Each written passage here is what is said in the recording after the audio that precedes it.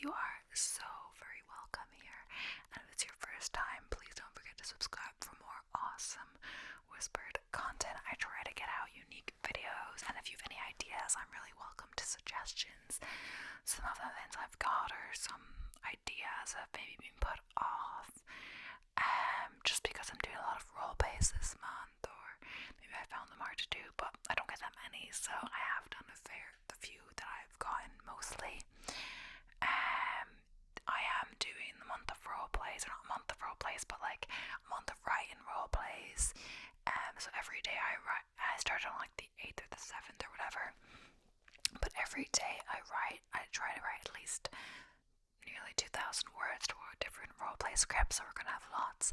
I haven't started filming them yet. It's also because I kind of want it to be pretty practiced when I do it, and because it feels quite busy with trying to do the filming, doing that extra bit of work, editing as well. I haven't been getting out videos every day, so sorry about that.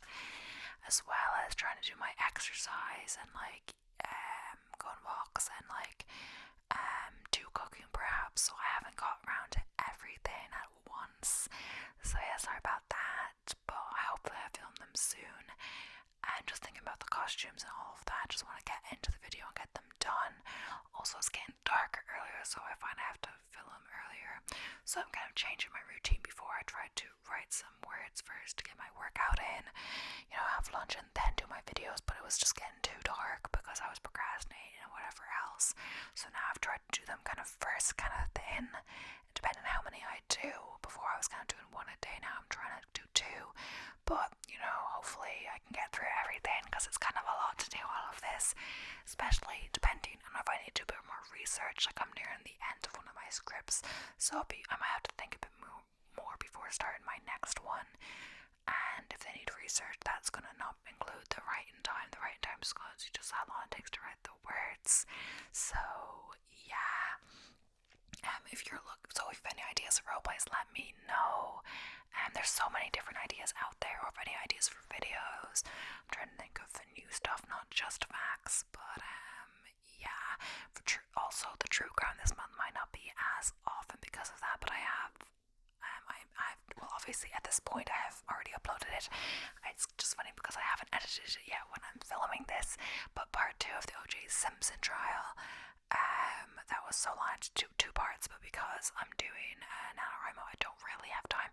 I'm just about fitting, if not fitting everything in the day, not including true crime planning. So yeah, hopefully maybe we'll start getting up a bit earlier. But it's just I stop doing my writing so late. So like last night I stopped at just 12 o'clock or just before 12. And then I had got my words in and stuff, but I hadn't even edited a video that day, and or done a workout, So honestly, don't even know where the time went. By then, I hadn't really relaxed after writing, so I wanted to watch a bit of TV. So by the time I went to bed, it was quite late, so I got up later again today. But yeah, hopefully I'll get out of that. But just as well, if you want to support the channel, you can press the join button beside the subscribe button, and you can learn about channel memberships. It's basically when you've reached 500 subscribers and 3,000 hours of watch time, it's a new YouTube requirement on some locations, that basically you can, instead of the, typical monetization, you can have some earlier perks. So I can now access that, and I've created a level. There's only one level, so for the price you can like press join for more information, get badges depending on how long you've been a member of the channel, like next to your name if you comment, custom emojis and shoutouts at the end of the video, and 2 exclusive videos per month. The link is also in the description, and if you want to support my channel but not join it, you can buy me a coffee, and the link to that is also in the description. So I think I'll just get straight into today's video. I am reading to you The Little Prince. It's just a book we have in our sitting room. I wasn't sure better to do the angle down or with my face, but it's actually with my face, because the other day when I wanted to do a map video, when I had the light on, it was doing really weird like glitchy, stuff like that, and it didn't look good. So I'm just gonna read like this, so you might not see the pictures, but Oh well. I looked at other videos, even the same thing, like some videos are up with others. So if I look up ASMR reading The Little Prince, a good few people have done that specific book, but oh well. Also, I was thinking, like, I don't know, like, some people do it with their face and you don't see the book. Some people just do the book. Just about last time I did a reading one, I did do just the book, and it's funny because it doesn't have that much watch time, but it has a good amount of views, and a good few people have subscribed from that, but the watch time isn't that high. I think it's like under 10 perhaps, but it was one of my first videos. But yeah, I haven't actually read The Little Prince. I believe it's originally a French book, and this is in English. The translation, yeah, this is translated from the French by Catherine Woods. So yeah, so I think we're just gonna get straight into it. There are a good few little pictures. I just flick through it, but we're not gonna see them because it's just gonna be me. But yeah, and as well, I'm gonna try to speak slowly because as well that'd be good. So it's like reading a children's book, but I believe, but I'm not really sure what it's like. I remember at one point my flatmate got it for a present, I think for someone, because it was like their favorite book or something like that, and you know, it was like some sentimental thing. But yeah, I didn't actually read it anyway. But yeah, so I just found it on the floor in the sitting room, really. But yeah, I think I'll do whatever. It's kind of longer than I thought. It's like, I believe, let me just look. It is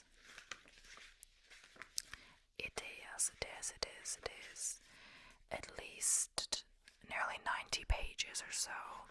So we won't get through it all. If you guys like it, I'll do a part 2 of this. But I only know to do a part 2 if I see a good amount of watch time or whatever else. I try not to do part 2s or continue doing stuff if I know they're not popular.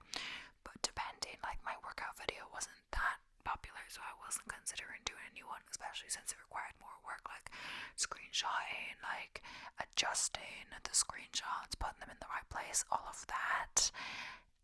But because someone said that they enjoyed it and asking if I was doing more, I decided to do more. So even if it's not that popular, if you make a comment about how you like it, I might do it just for you. Another one, so just consider that. I do read all the comments, and what you say does matter to me.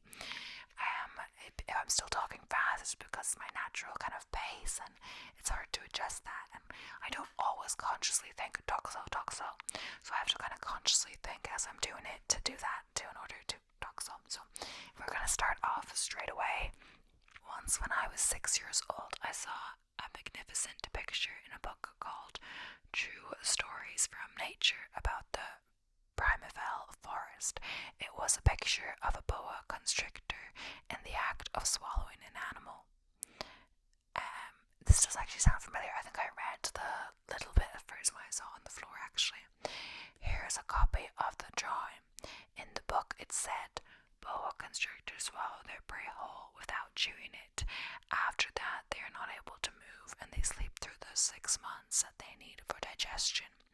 I pondered deeply, then over the adventures of the jungle, and after some work with a colored pencil, I succeeded in making my first drawing. My drawing number 1, it looks like this, and it's like a shape of like, it's kind of straight at the start like a snake would be, but then it has a big lump in the middle, which would be what the snake had just eaten. I showed my masterpiece to the grown-ups and asked them whether the drawing frightened them. So.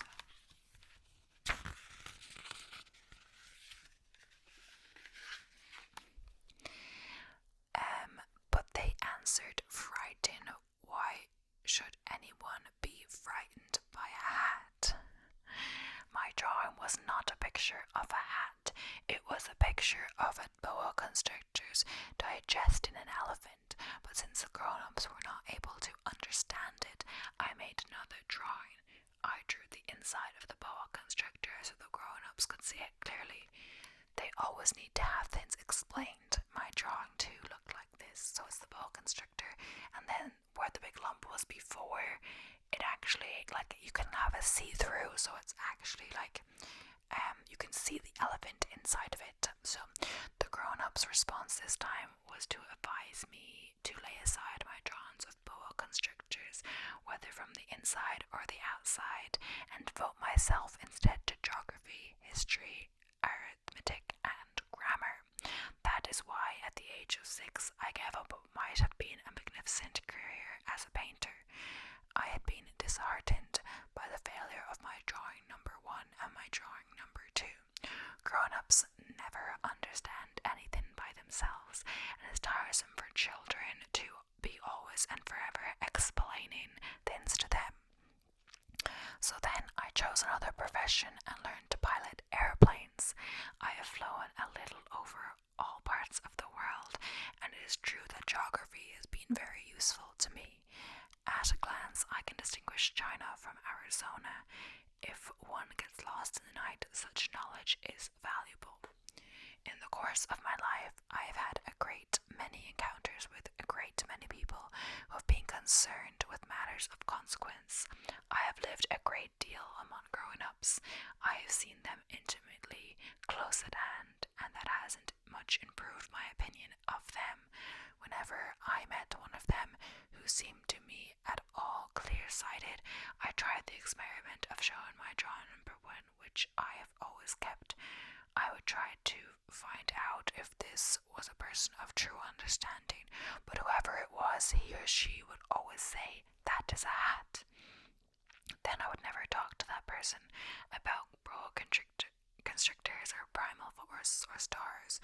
I bring myself down to his level. I would talk to him about bridge and golf and politics and neckties, and the grown-ups would be greatly pleased to have met such a sensible man. So I lived my life alone, without anyone. So that's chapter 2 now. I lived chapter 2, I think it's chapter 2. So I lived my life alone without anyone that I could really talk to until I had an accident with my plane in the desert of Sahara 6 years ago. Something was broken in my engine, and as I had with me neither mechanic nor any passengers, I set myself to attempt the difficult repairs all alone. It was a question of life or death for me. I'd scarcely enough drinking water to last a week. The first night then I went to sleep on the sand, 1,000 miles away from any human habitation. I was more isolated than a shipwrecked sailor on a raft in the middle of the ocean. Thus you can imagine my amazement at sunrise when I was wakened by an odd little voice. It said, "If you please, draw me a sheep." What?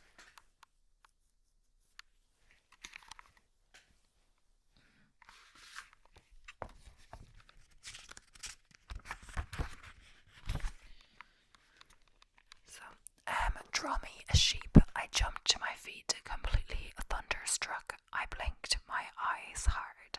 I looked carefully all around me, and I saw a most extraordinary small person who stood there examining with great seriousness.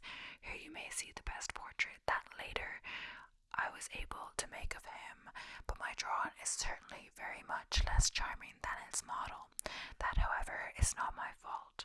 The grown-ups discouraged me in my painter's career when I was 6 years old, and I never learned to draw anything except boas from the inside and boas from the outside and boas from the inside.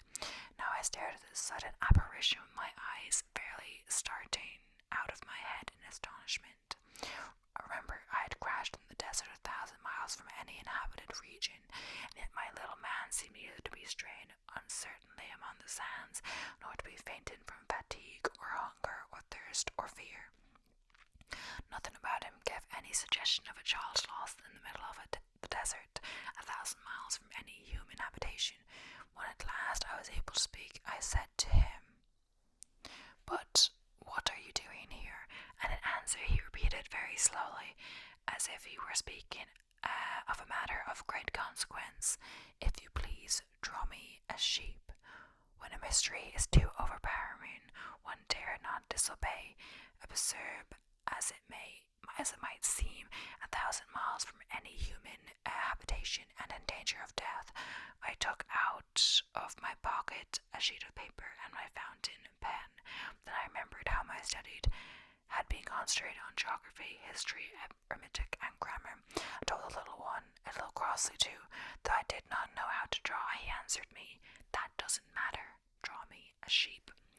And it says, here's the best portrait that later I was able to make of him, and it's a portrait of I believe it's the Little Prince, but I don't know that yet because this is my first time reading the book. But I had never drawn a sheep, so I drew for him one of the two pictures.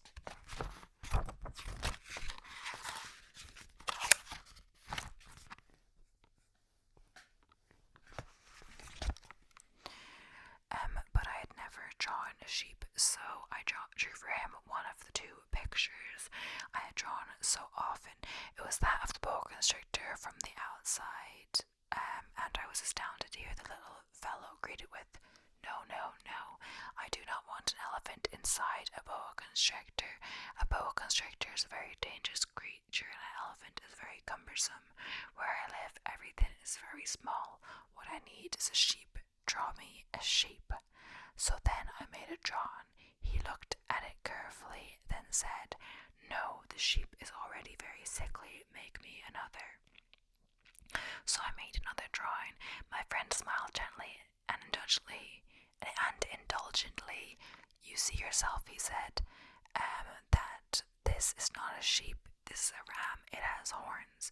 So then I did my drawing over once more, but it was rejected too, just like the others. "This one is too old. I want a sheep that will live a long time." By this time, my patience was exhausted because I was in a hurry to start taking my engine apart, so I tossed off his drawing.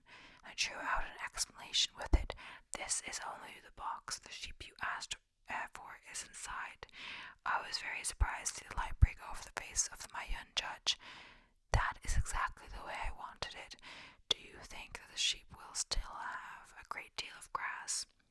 "Why, because where I live everything is very small. There will surely be enough grass for me," I said. "It's a very small sheep that I have given you." He bent his head over the drawing. "Not so small that, look, he has gone to sleep." And that is how I made the acquaintance of the Little Prince. So, chapter 3. It took me a long time to learn where he came from. The little prince who asked me so many questions never seemed to hear the ones I asked him. It was from words dropped by chance that, little by little, everything was revealed to me. The first time he saw my airplane, for instance, I shall not draw my airplane. That will be much too complicated for me. He asked me, "What is that object?" "That is not an object. It flies. It is an airplane." It is my airplane, and I was proud to have him learn that I could fly. He cried out, "What, you dropped down from the sky?"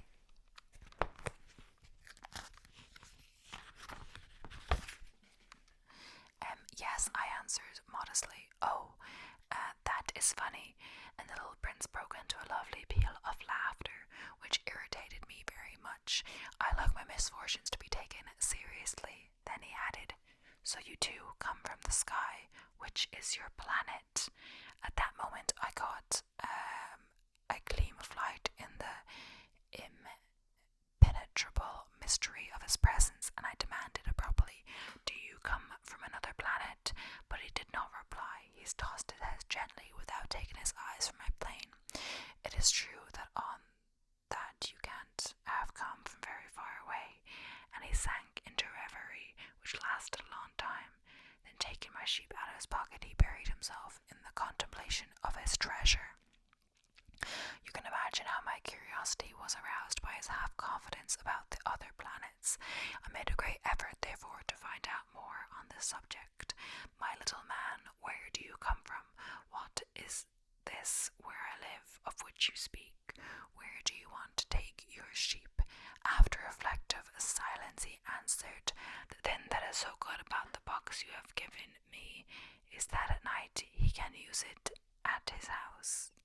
And that is so, and if you are good, I will give you a string too, so you can tie him during the day, and a post to tie him too." The little prince seemed shocked by this offer. "Tie him? What a queer idea. But if you don't tie him, I said, he will wander off somewhere and get lost.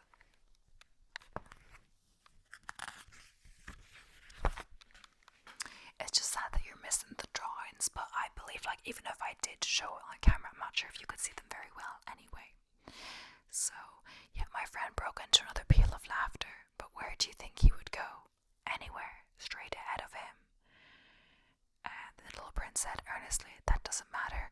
Where I live, everything is so small. And with perhaps a hint of sadness, he added, straight ahead of him, nobody can go very far.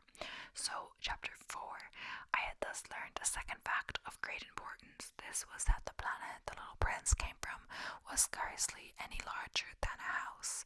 But that did not really surprise me. I knew very well that in addition to the great planets such as the Earth, Jupiter, Mars, Venus, to which we have given names, there are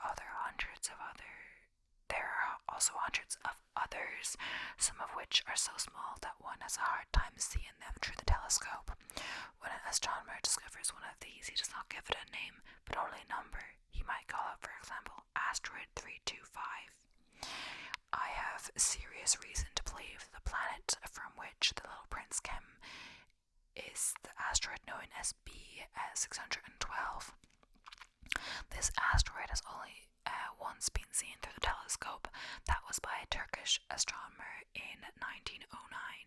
On making his discovery, the astronomer had presented it to the National Astronomical Congress in a great demonstration, but he was in a Turkish costume, and so nobody would believe what he said.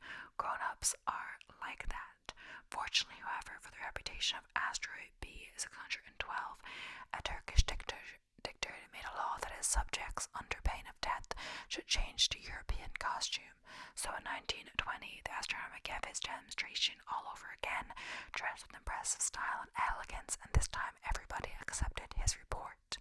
If I have told you these details about the asteroid and made a note of its number for you, it is on no account of the grown-ups and their ways. Grown-ups love figures. When you tell them you have made a new friend, they never ask you any questions about essential matters.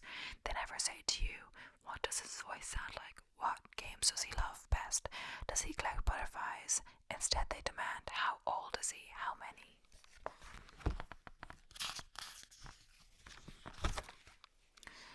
Brothers has he? How much does he weigh? How much money does his father make? Only from these figures do they think they have learned anything about him. If you were to say to the grown-ups, I saw a beautiful house made of rosy brick with geraniums in the windows and doves on the roof, they would not be able to get any idea of that house at all. You'd have to say to them, I saw a house that cost £4,000. Then they would exclaim, oh, what a pretty house that is. I'm not sure how long ago this is written, but £4,000 would not buy you a big house or any house these days.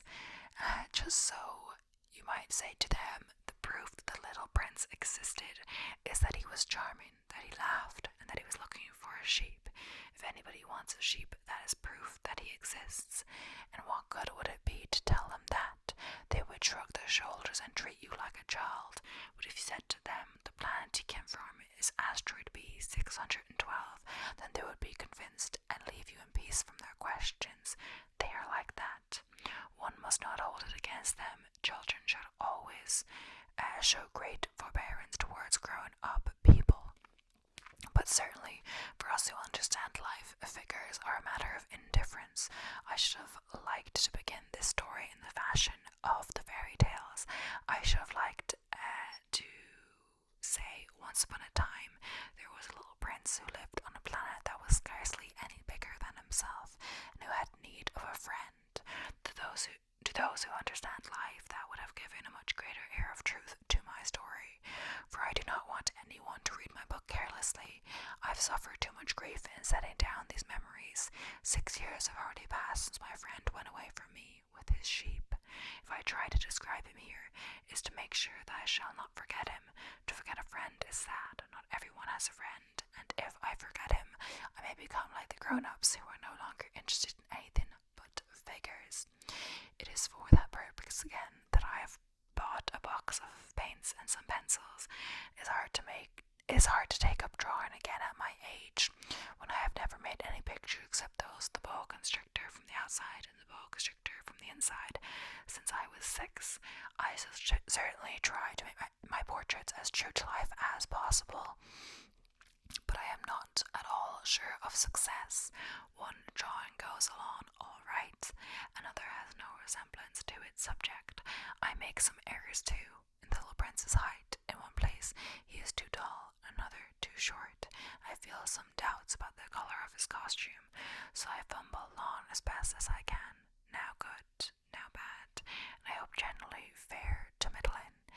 In certain more important details I shall make mistakes, also, but that is something that will not be my fault. My friend never explained anything to me. He thought perhaps that I was like himself, but I, alas, do not know how to see sheep through walls of boxes. Perhaps I'm a little like the grown-ups. I have had to grow old. So, chapter 5. As each day passed, I would learn in our talk something about the little prince's planet, his departure from it, his journey. The information would come very slowly, as it might chance to fall from his thoughts. It was in this way that I heard on the 3rd day about the catastrophe of the baobabs. This time, once more, I had the sheep to thank for it.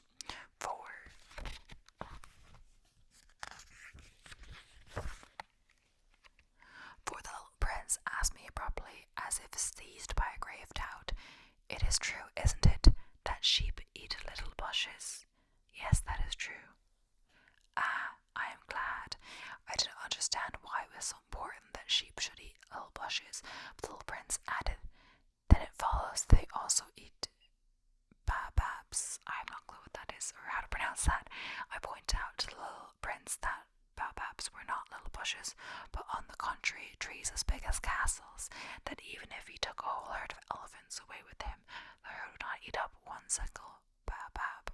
The idea of the herd of elephants made the little prince laugh. We would have to put them on top of each other, but he made a wise comment. "Before they grow so big, the baobabs start out by being little." "That is strictly correct," I said. "But why do you want the sheep to eat the little baobabs?" He answered me at once. Oh, come,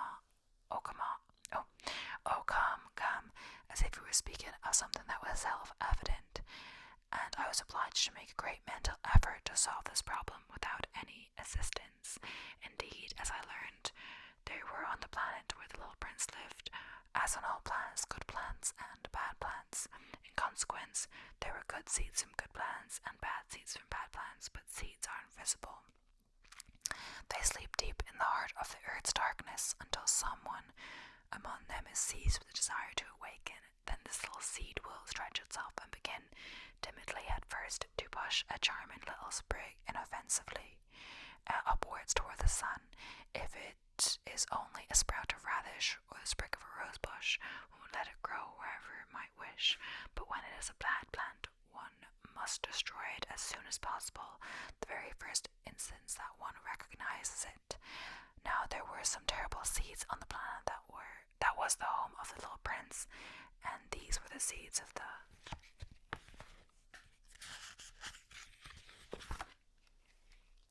baobab. The soil of that plant was infested with them. A baobab is something you will never be able to get rid of if you attend to it too late. It spreads over the entire planet. It bores clear through with its roots. And if the planet is too small and the baobabs are too many, they split it in pieces.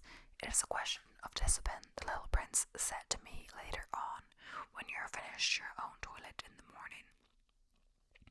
Then it's time to attend to the toilet of your planet, just so, with the greatest care. You must see to it that you pull up regularly all the baobabs at the very first moment, when they can be distinguished from the rose bushes, which they resemble so closely in their earliest youth. It is very tedious work, the little prince added, but very easy, and one day he said to me, "You ought to make a beautiful drawing so that children where you live can see exactly how all this is. That will be very useful to them if they were to travel some day." Sometimes, he added, there is no harm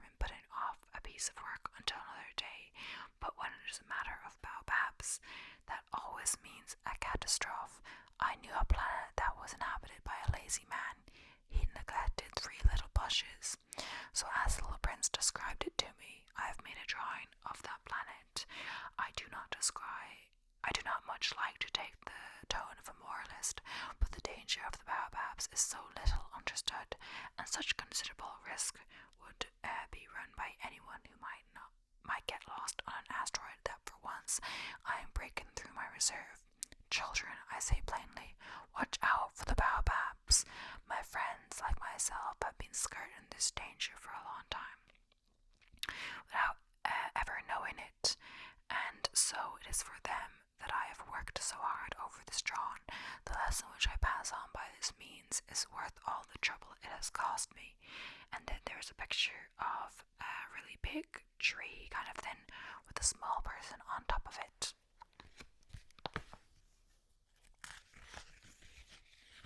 And the picture is titled The Baobabs. So, the next, perhaps you will ask me, why there are no other drawings in this book as magnificent and impressive as this drawing of the baobabs? The reply is simple.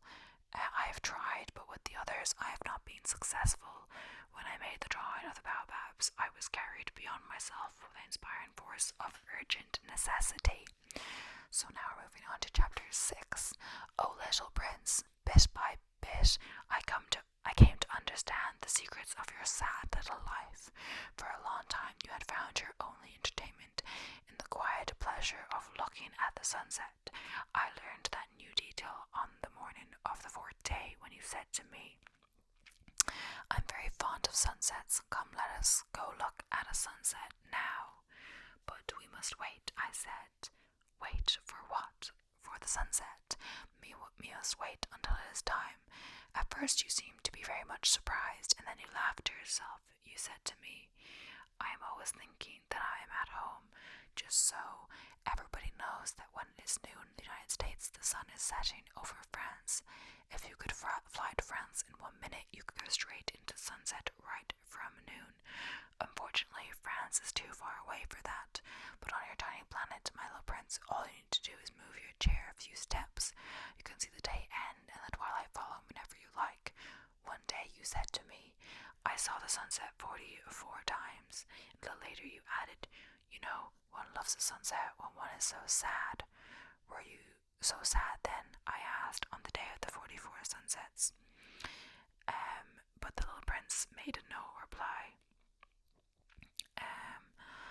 So, chapter 7, on the 5th day, again, as always, it was thanks to the sheep the secret of the little prince's life was revealed to me, abruptly without anything to lead up to it, and as if the question of being born of long and silent meditation on his problem, he demanded, a sheep, if it eats little bushes, does it eat flowers too?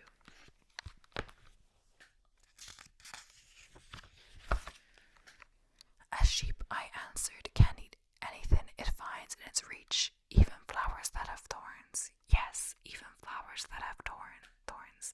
Then the thorns, what use are they? I did not know. At that moment, I was very busy trying to unscrew a bolt that got stuck in my engine. I was very much worried, for it had become clear to me that the breakdown of my plane was extremely serious, and I had so little drinking water left that I had to fear the worst. The thorns, what use are they? The little prince never let go of a question once he had asked it. As for me, I was upset over that bolt, and I answered with the first thing that came into my head. The thorns are of no use at all. Flowers have thorns just for spite. Oh, there was a moment of complete silence, and the little prince flashed back at me with a kind of resentfulness. I don't believe you. Flowers are weak creatures. They are naive. They reassure themselves as best they can. They believe that their horns are terrible weapons. I did not answer. At that instant I was saying to myself, if this bolt still won't turn, I'm going to knock it out with the hammer. Again the little prince disturbed my thoughts, and you actually believe the flowers. Oh no, I cried. No, no, no.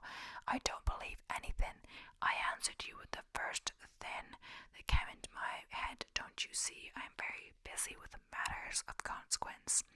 He stared at me, thunderstruck. Matters of consequence. He looked at me with my hammer in my hand, my fingers black with engine grease, bending down over an object which seemed to him extremely ugly. You talk just like the grown-ups. This made me a little ashamed, but he went on relentlessly. You mix everything up together, you confuse everything. He was really very angry. He tossed his golden curls in the breeze. I know a planet where there is a certain red-faced gentleman. He has never smelled a flower. He has never looked at a star. He has never loved anyone. He has never done anything in his life but add up figures, and all day he says over and over, just like you, I am busy with matters of consequence. And that makes him swell up with pride. But he is not a man. He is a mushroom. A what? A mushroom. The little prince was now white with rage. The flowers have been grown thorns for millions of years. For millions of years the sheep have been eating them just the same. And it is not a matter of consequence to try to understand why the flowers go to so much trouble to grow thorns which are never of any